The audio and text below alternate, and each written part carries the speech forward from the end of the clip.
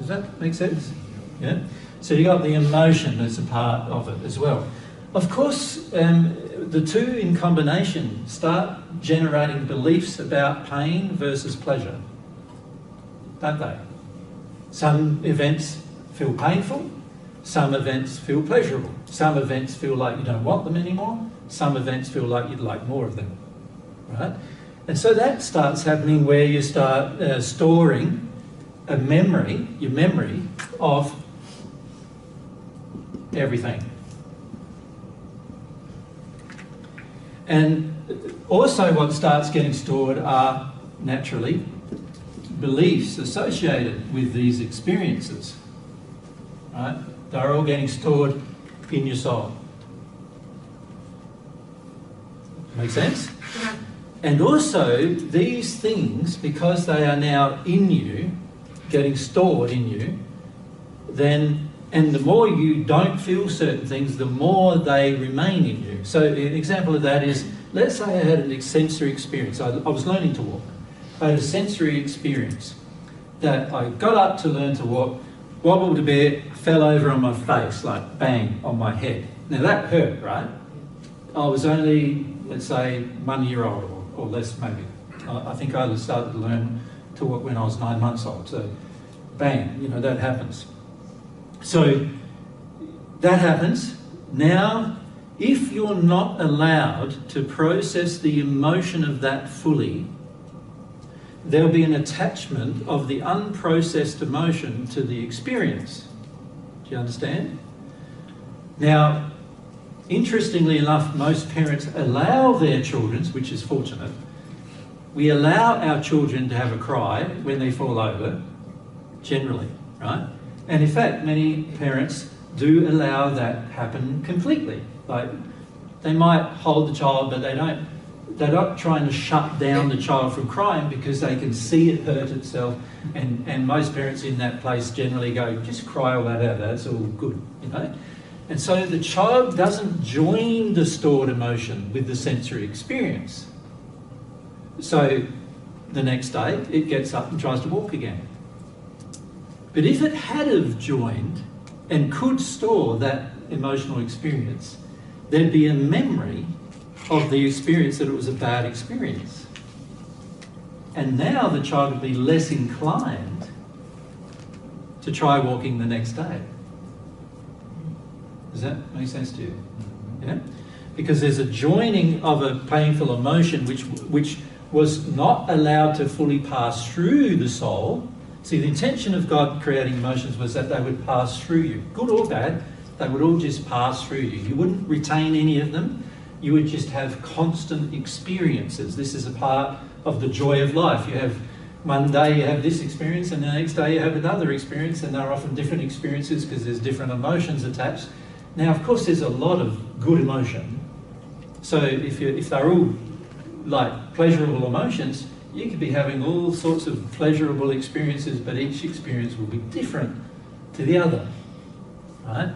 So this is great, and it's just passing through you, it's not getting stored. But if you attempt to store one of them inside the soul, and that happens through the imposition of other emotions at the time you were experiencing the first one.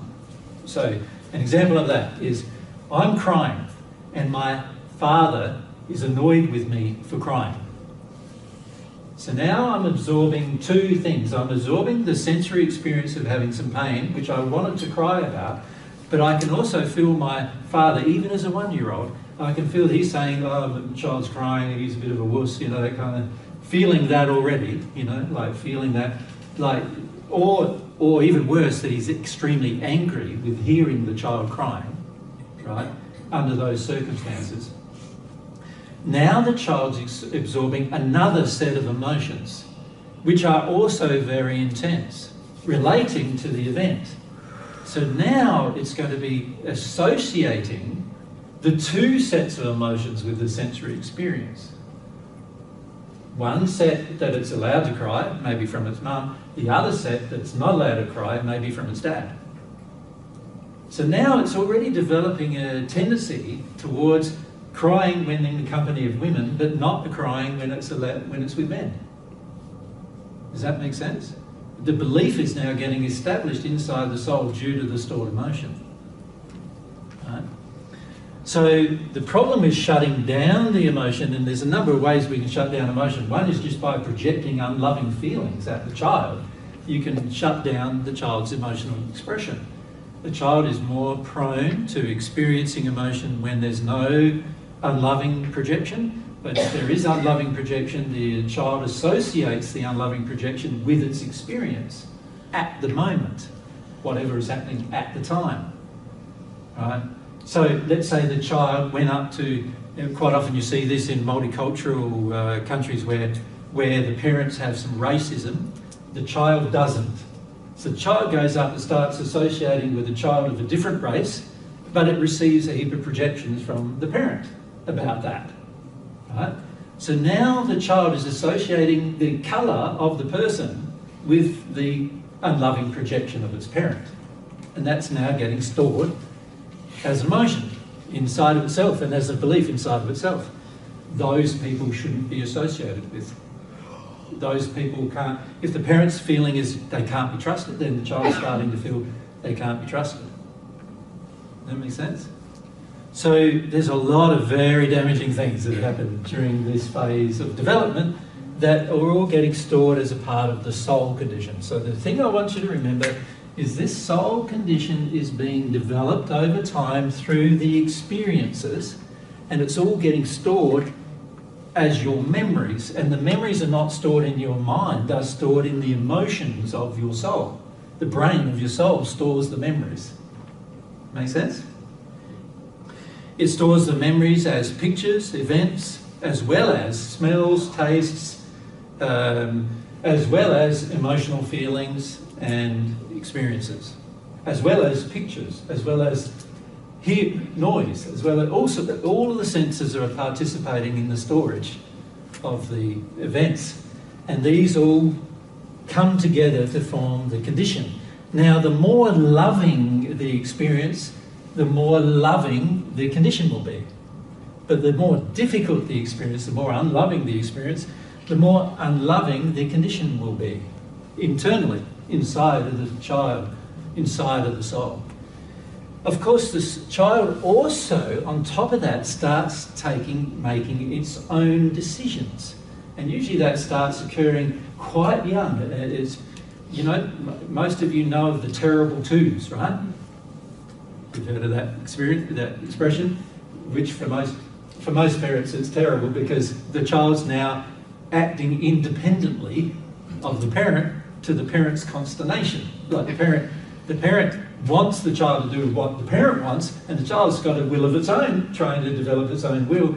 And during that phase, particularly it begins when it's very young, when it can't reason very much, it's expressing its will emotionally. And you try controlling that, it's like pretty hard. And so that's when a lot of parents put more control on the child. This is when often the child starts to get spanked, for example, because of its behaviour. Or there's a lot of withdrawal of love from the child. Often the child is locked up or put away or put in a room, or lots of other things happen to the child during this phase of development frequently because of the parents trying to control the will of the child.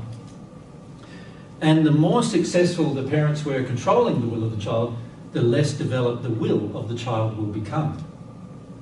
So now we've also got a part of the soul condition is how the child is now allowed to express its will. Make sense? The child's only allowed to express its will in certain directions. When it expresses its will in that direction, the parent agrees with its behaviour, and therefore the child feels the environment is loving. And then on the other hand, the child's, when it expresses its will in a direction that the parent feels is wrong, and by the way, this is not measured by God's truth about whether it's right or wrong, but just by the parent's feelings, then the child joins the parent's feelings with its own development of its own will. Make sense? Very damaging to do this, of course, to the child, but this is a part now of the soul condition of the half of the child. So we're talking about the feminine half here in our examples. So now she's absorbed these different things all the way through, but also now her will is being manipulated by the feelings coming from the environment. Right? And so in the Paget messages, when you read about soul condition, we're referring to a lot of things there. Does that make sense? So when you hear the word soul condition, when you look at what is their soul condition is quite a complex thing, isn't it? Because there's all these experiences and emotions and sensory feelings and beliefs and the memory of them all, and even to the point where the current state of the will of the individual has been set by these experiences. So then the question becomes, how do I get out of them if they're unloving? Because if that's all you ever were, can you see that would be a bad start and there'd be no correction? It'd be terrible if that was all you ever were. So if you are only your soul condition, it would be a terrible thing, because now your soul condition, which is largely being determined by all sorts of events, some of which you had no control over whatsoever, if you couldn't change it, it would be such a terrible start and there's no way to correct it. Right? So fortunately, there's other parts of your soul. Because if it wasn't for the other parts of your soul, where our life would be functionally damaged, usually by the time we're born. So what's the other parts of our soul? The other part of our soul is our soul aspiration.